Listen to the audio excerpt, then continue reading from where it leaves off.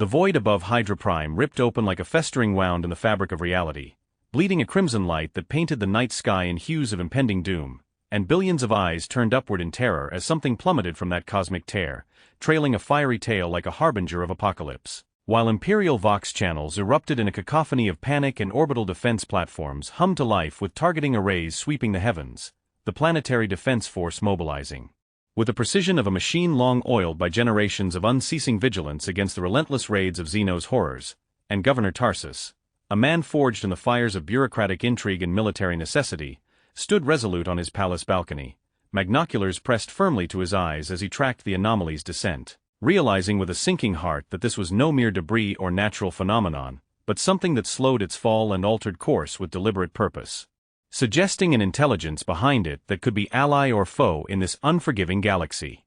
His seneschal, a loyal servant whose whispers carried the weight of astropathic reports, leaned in close to murmur that the warp was disturbed, something piercing through from the immaterium or beyond, and Tarsus nodded grimly, issuing orders to alert the Astra Militarum garrison, to prepare evacuation protocols for the upper hive spires where the elite resided in their gilded cages, and to send word to the figure that now resolved itself in the sky before him, hovering with an impossible defiance of gravity, without the roar of thrust or the hum of anti-grav fields, a broad-shouldered being clad in blue attire with a crimson cape that billowed dramatically despite the absence of any wind, bearing upon his chest a stylized symbol that matched no known imperial heraldry in the governor's extensive knowledge of such matters.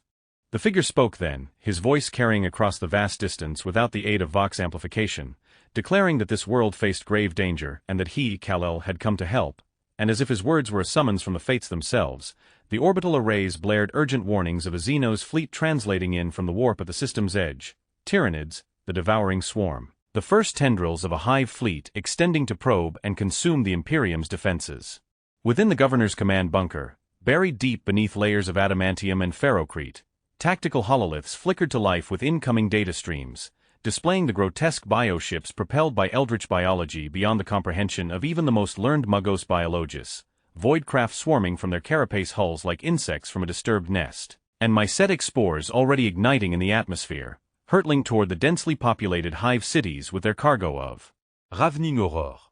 Governor Tarsus, his voice steady as the Emperor's own resolve, inquired about estimated civilian casualties, and the tactician, a scarred veteran of 3 grueling campaigns against the Great Devourer, replied without a trace of emotion that conservative estimates placed initial losses at 30 million souls, with the outer agricultural zones, vast tracts of hydroponic farms and servitor-tended fields, overrun within hours, and the hive cities themselves, towering spires of humanity's defiance against the void, falling within days unless the Imperial Navy could establish void superiority and stem the tide. And what of their mysterious visitor? Tarsus pondered aloud, and as if in direct answer, the tactical displays blurred with unprecedented movement, something impossibly fast intercepting the first wave of mycetic spores, the blue and red figure weaving through their ranks like an avenging angel of the Emperor's wrath, each impact detonating the biological pods in spectacular explosions that rained harmless organic debris instead of unleashing hordes of genestealers and gaunts upon the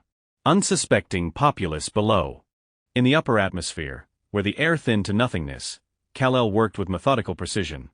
his eyes projecting beams of intense heat that scoured the alien vessels from existence, vaporizing chitin and flesh alike, his fists connecting with the larger spores and blows that shattered them utterly. And Governor Tarsus watched in silent awe from his vantage point as the singular being accomplished in minutes what would have demanded the full might of an entire Imperial Navy battle group, complete with lance strikes and torpedo salvos. When the last of the initial wave had been obliterated, leaving only drifting remnants in the void, the figure descended once more to the governor's palace, landing upon the marble flagstones with a grace that belied his immense power, declaring that the world was temporarily safe but warning that more would come, offering to help prepare defenses against the inevitable escalation.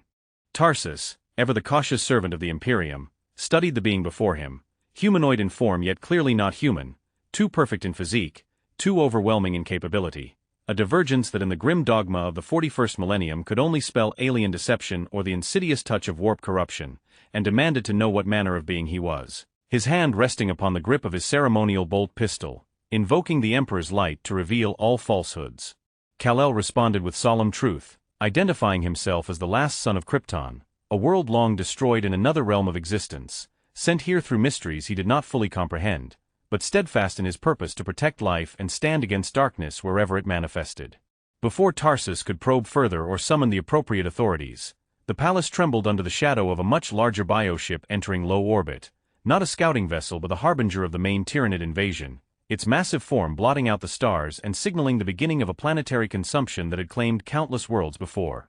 The seneschal whispered a prayer for the emperor's protection, his voice trembling with the weight of impending catastrophe, and Kal-El, with a resolute gaze, stated that he must go, that the people needed him now more than ever. Tarsus called out for him to wait, insisting on imperial protocols for such threats, that the proper authorities must be notified, that the Inquisition would demand interrogation to ascertain his loyalties and origins, but Kal-El offered only a faint smile, remarking that there was no time for bureaucracy when lives hung in the balance, and with that he was gone. A rush of displaced air marking his departure as he soared skyward at velocities that defied physics. On the tactical hololiths, operators tracked his impossible speed as he intercepted the new wave of attackers, dismantling the invasion with an efficiency that bordered on the divine.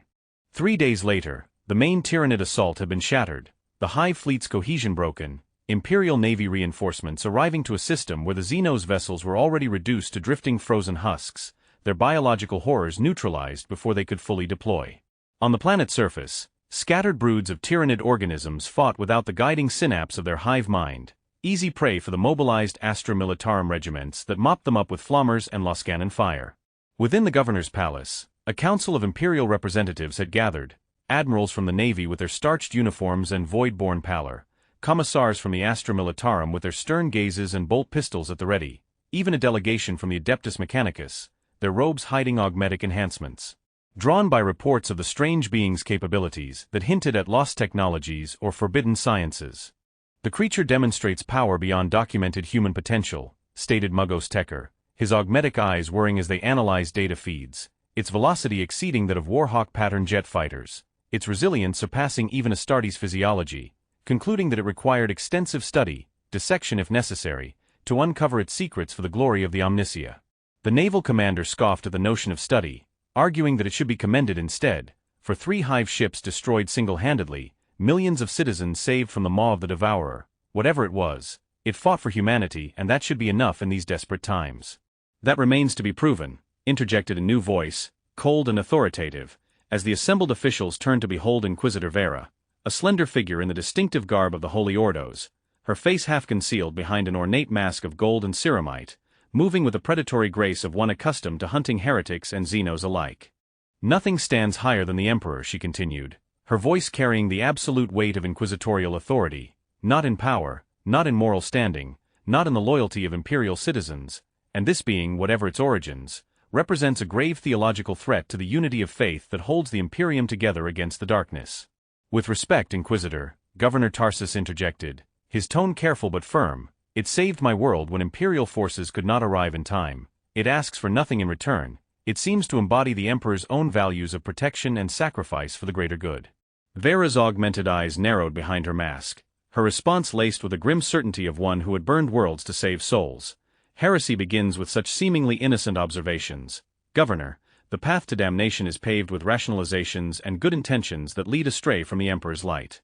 The chamber fell into a heavy silence, broken only by the hum of hololith projectors, as a figure descended through an open balcony, Kal-El stepping forward, his impossible perfection somehow accentuated by the grime and Tyranid ichor staining his attire, apologizing for the interruption but insisting that there were still civilians trapped in the eastern agricultural zones, where the Xenos had established a central nesting ground, and while he had been clearing them district by district with his unparalleled abilities, more coordinated assistance from Imperial forces would save countless more lives before the broods could regroup. Inquisitor Vera stepped forward, her hand conspicuously near her bolt pistol, demanding that the anomaly identify itself and submit to examination and interrogation by the authority of the God Emperor's Holy Inquisition.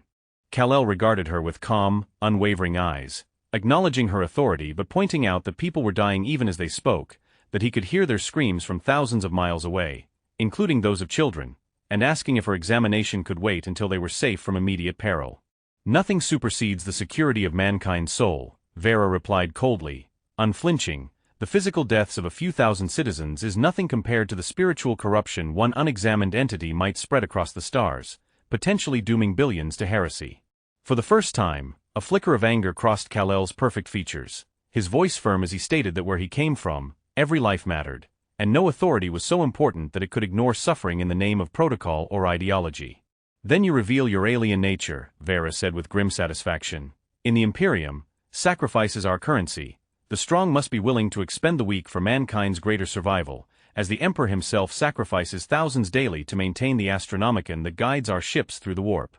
Before Kal-El could respond with further argument or action, alarms blared throughout the palace. The tactical officer's voice urgent over the vox as multiple warp signatures were detected, a massive translation event in progress that heralded not more Tyranids but the twisted silhouettes of Chaos warships, their hulls warped by millennia in the Immaterium, bristling with corrupted weaponry and demonic runes. The Blood Disciples, Vera whispered, recognizing the warband of Chaos Space Marines dedicated to Khorne, the Blood God, likely drawn by the psychic echoes of the Tyranid hive mind's death throes, seeking blood and skulls in the Emperor's name twisted to their dark purposes. Kal-El moved toward the balcony, declaring his intent to intercept them, but Vera commanded him to wait, explaining that these were not mindless Xenos but traitors to mankind, corrupted by the ruinous powers, their vessels carrying Chaos Space Marines whose weapons could harm even beings such as himself, wielding powers that defied reality. "You know what I am?" Kal-El asked, surprised, and Vera replied that she knew enough to recognize a potential catastrophe if he acted without guidance. "If you truly wish to help humanity, you will coordinate with Imperial forces rather than acting unilaterally," she said, and for a moment, tension crackled in the air like the prelude to a storm. Then Kal-El nodded, asking what he needed to know to face this new threat effectively. The briefing was brutally efficient, detailing the Blood Disciples as a warband dedicated to Khorne, attracted by bloodshed, targeting civilians for maximum slaughter to please their god. Their leader Vorgoth the Bloodbringer clad in Terminator armor infused with warp energies, wielding an axe said to cut through reality itself, and Vera warned not to underestimate him or the corrupting influence of chaos, which fed on emotion and belief, capable of twisting even the purest heart. "I faced beings of immense power before, gods and monsters," Kal-El replied with grim determination, but Vera insisted this was different, not mere mind control but the fundamental corruption of reality, moral certainties warped, physical laws bent, where strength meant nothing if the soul became a conduit for their influence. Aboard the lead Chaos vessel, a blasphemous cathedral of brass and bone floating in the void, Vorgoth the Bloodbringer surveyed tactical displays with hungry anticipation, his Terminator armor, adorned with the skulls of fallen Imperial champions, hissing and groaning as internal systems pumped combat stimulants into his superhuman physiology, his lieutenant, a twisted sorcerer whose armor writhed with embedded demonic entities, reporting that the planet's defenses were in disarray from the Tyranid attack, facing minimal resistance. Vorgotha's laughter rumbled through his vox grill like thunder, declaring that the blood god cared not from whence the blood flowed, only that it flowed abundantly, ordering the preparation of landing craft to put boots on the ground within the hour for the slaughter to begin. "My lord," the sorcerer interjected, "our auspex detects an anomaly, something moving between our fleet's vessels, something fast beyond measure," and before Vorgoth could respond, the ship shuddered violently, warning runes flashing across corrupted control panels as external pict feeds showed a blur of blue and red tearing through escort vessels, ripping armored hulls apart with bare hands in displays of strength that defied the laws of the Materium. "Impossible," the sorcerer whispered, "no mortal could survive void exposure, no human could generate such force," and Vorgotha's eyes narrowed behind his skull-faced helmet, growling that if it was not human, then it was something else, something worthy of Khorne's attention. As the bridge rocked again from the attack on their own vessel, armored bulkheads crumpling like foil under the intruder's might,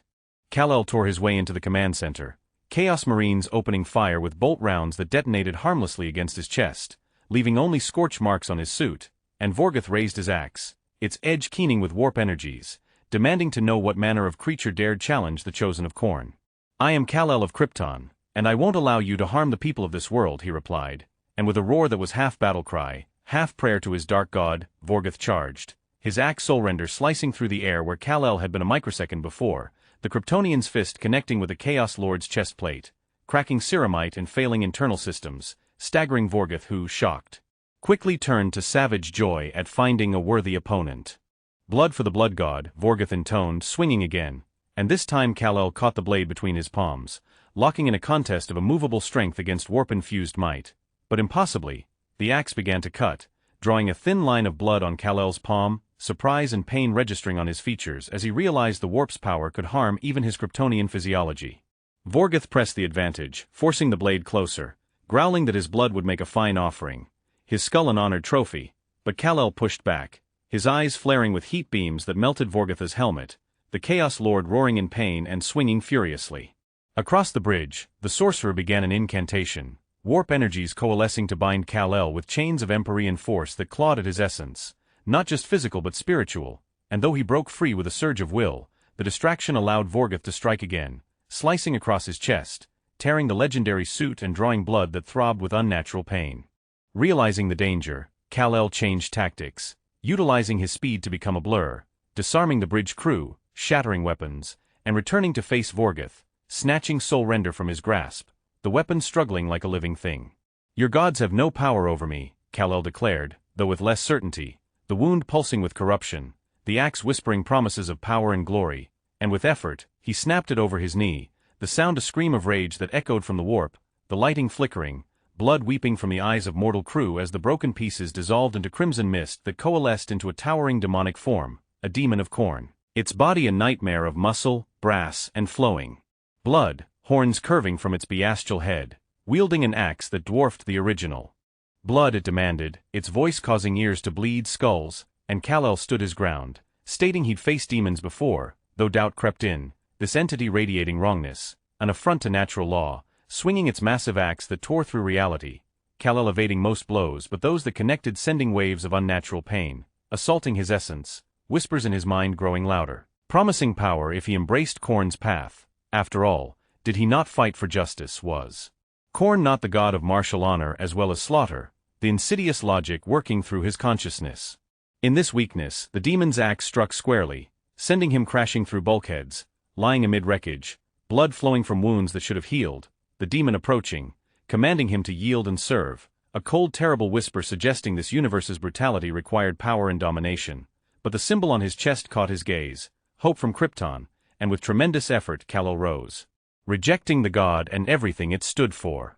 The demon roared, raising for the killing blow, but a pure song filled the vessel, sisters of battle boarding with hymns that cut through corruption like fire, Vera intoning banishment with her Aquila staff blazing, the demon's form wavering, and Kal-El, seizing the opportunity, grasped it and flew, accelerating through the hull into void, carrying it beyond the system, where without mortal belief, it unraveled, whispers fading, but wounds remaining, corrupted. With last strength, he returned to Hydra Prime, a falling missile, awakening in an Imperial cruiser's Medicae chamber to chanting tech priests, monitoring devices attached, fluids pumped into veins through needles that penetrated his skin, the corruption spreading slowly but surely. Vera stood at the bed's foot, declaring he could not remain, his presence destabilizing the Imperium's theological balance, and though Kal-El protested he'd save the world, she countered that his power rivaled the Emperor's, whispers of him as savior already spreading, dangerous to the faith that was the Imperium's foundation. "Where I come from, people choose what to believe," he said, and Vera stated flatly that such a place was doomed, unity of purpose the only barrier against extinction, one faith, one ruler. Governor Tarsus entered, announcing the High Lord's decision, transport to Terra for the Emperor's judgment, shock rippling through, Vera protesting the speed without interrogation, but special dispensation granted, a direct warp jump with Grey Knight's escort to contain corruption. "This Emperor leads your Imperium?" Kal-El asked, met with horror, Vera explaining he is mankind, past and future, protection against darkness, his body wounded 10,000 years ago but consciousness bound to the Golden Throne, projecting the Astronomicon. The journey was under maximum security, the inquisitorial vessel cutting through warp with skilled navigators, Grey Knights vigiling Kal-El's chamber, the Immaterium affecting him as chaotic overlay, corruption spreading with black veins, apothecaries struggling with his alien physiology. On the seventh day, the Grey Knight's chaplain visited, noting his resistance to corruption, Kal-El explaining exposures in his world, the chaplain clarifying its spiritual, corrupting essence, and asking what he was, the chaplain pondering he was an impossibility, power like Primarchs but no warp origin, moral conviction like saints but no creed, morality not individual in this universe of corrupting gods. The Emperor's vision the only path. Alarms blared, the chaplain receiving reports of attack, a fleet of unknown origin intercepting despite secrecy, unusual warp disruption suggesting compromise. Kal-El rose, offering help, hearing deaths, and the chaplain, after consideration, allowed it, warning against flight. On the bridge, chaos reigned, hololiths showing unknown ships phasing through defenses, neither Imperial nor known Xenos, Kal-El recognizing Kryptonian design but twisted. Inquisitor Vera demanded explanation, Kal-El recounting Krypton's destruction, his survival, suggesting colonies crossed realities earlier, establishing hidden presence, the captain suggesting deliberate hiding. Discussion cut short by violent shudder, lower decks breached, Grey Knights engaging humanoids heavily augmented. "They're after me," Kal-El realized, and the chaplain drew his sword, declaring they'd be disappointed. A figure appeared on the bridge, bypassing security, resembling Kal-El but cybernetically twisted, skin traced with pulsing metal, symbol perverted. "Kal-El," it spoke, "we have searched across realities. I am Con-El of the House of El, now Collectorate, to integrate the last pure Kryptonian template." The chaplain demanded identification, Con-El ignoring, focusing on Kal-El, explaining a fragment of Krypton survived in their reality, evolving into transdimensional empire, this reality targeted for integration. Vera declared no empire in Imperial space without knowledge, Con-El stating the Emperor known, to be integrated, blasphemy gasping crew, Grey Knights attacking, force weapons scraping hybridized flesh, Con-El disabling them efficiently, not killing but neutralizing. Kal-El launched at him, collision shaking bridge, matching strength, Con-El noting he held back for humans, inefficient, compassion evolutionary baggage discarded. They broke apart, Kal-El's wounds extending chaos corruption, fascinating to Con-El, offering removal if he joined. Evil subjective, only utility, integration proceeding regardless. The chaplain rose, possessed by Emperor's will, eyes golden, commanding enough, psychic force erupting, Con-El systems failing, withdrawing. The possession ended, chaplain collapsing, miracle whispered, attackers retreating through dimensional rifts. The journey continued, Kal-El meditating to contain corruption, visions of slaughter blurring with thoughts. Approaching Sol system, Terra a scarred industrialized orb, palace continent spanning, psychic presence palpable. Docked, transported with guards, procession through majestic corridors, checkpoints with credentials, genetic samples, psychic probes. At adamantium door, custodes declaring he proceed alone, Vera protesting but overruled.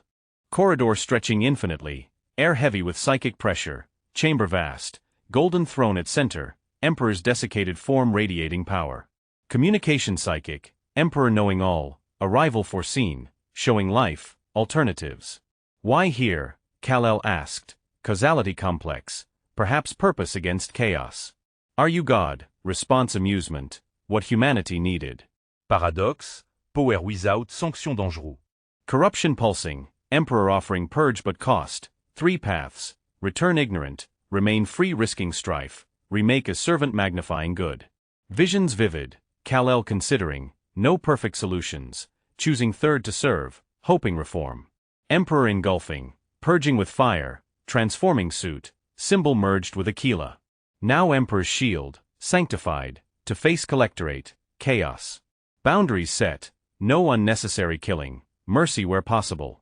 Audience ended, escorted for investiture. Reflection showing compromise, necessary. Outside, forces gathered, new light kindled in grim darkness, fate uncertain in eternal war.